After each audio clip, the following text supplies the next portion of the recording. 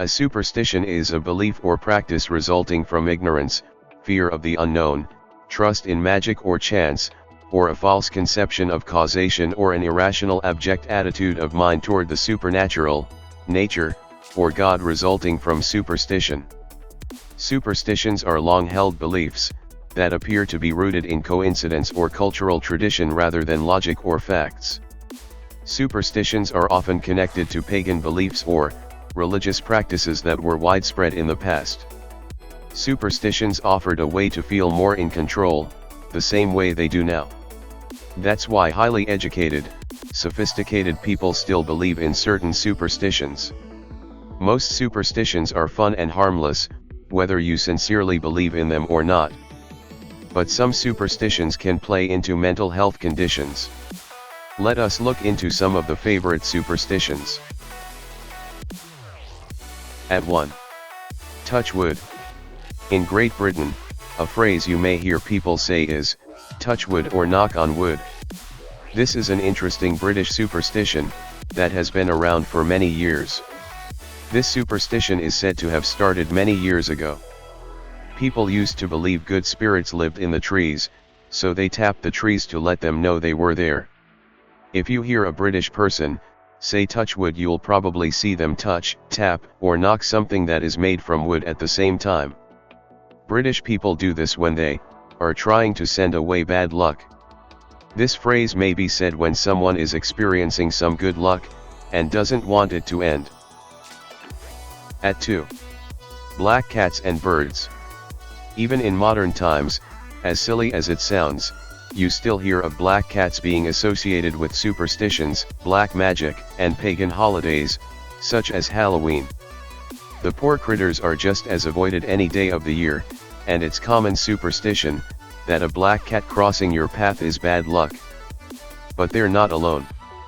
In South Korea, crows are seen as bad luck and possibly even harbingers or death.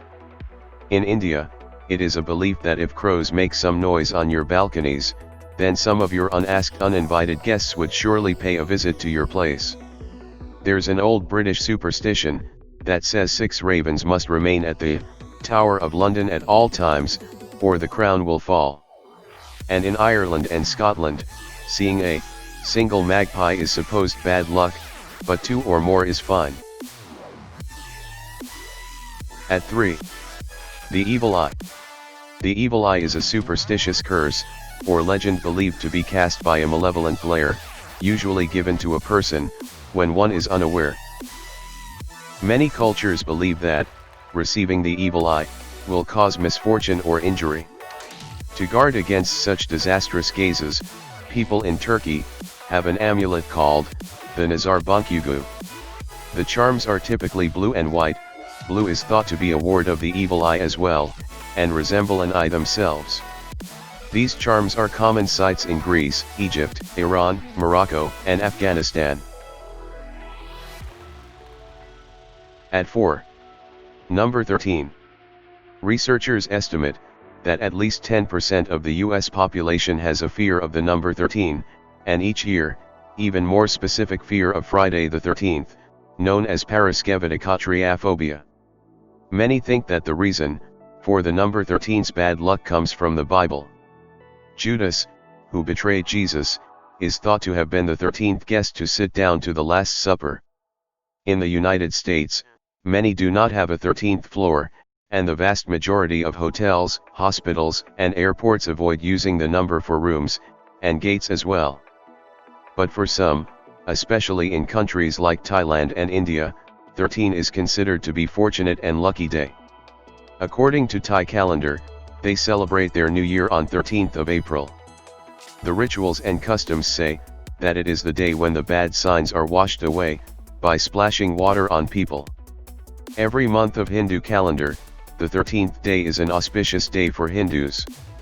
The 13th day in the calendar is called Trayadashi, and is dedicated to Lord Shiva.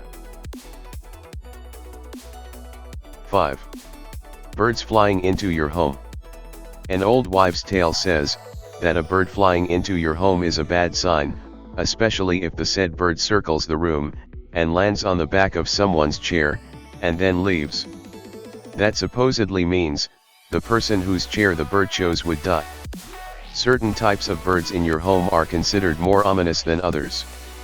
For example, crows, ravens and blackbirds are thought to be particular messengers of death. The general advice is, to not let birds enter your home at all. If you are caring for a sick or injured bird, then it is better to do so outside the house. A more specific flying death omen can be found in Mexican and Caribbean folklore, the black witch moth. The moth is bat-shaped, dark in color, nocturnal and pretty big. At 6. Broken mirror.